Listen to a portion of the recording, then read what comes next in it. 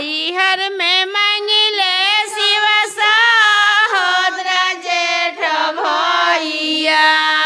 नैहर में मांगिले शिव सहोदर जेठ से ससुर मांगिले ना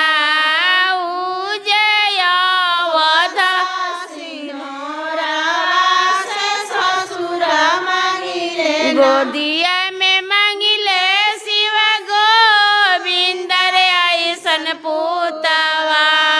गोदिया में मांगिले शिव गोविंद रे ऐसन पुतवा से जुगे जुगे ना शिव बाढ़ोए हवा तवा से जुगे जुगे ना शिव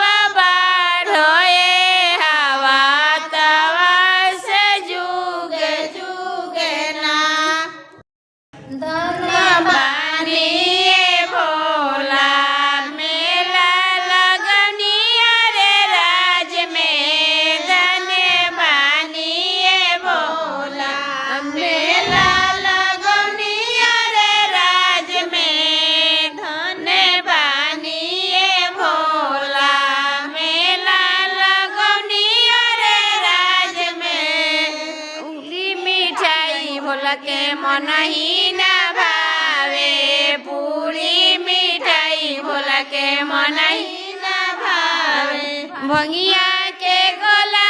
रे राज में भोला बानिए भोला मेला लगौनी रे राज में भोन बानिए भोला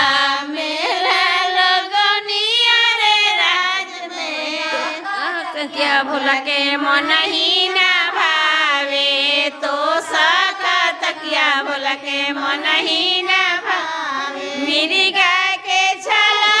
रे राज में धन बानिए भोला मेला लगौनी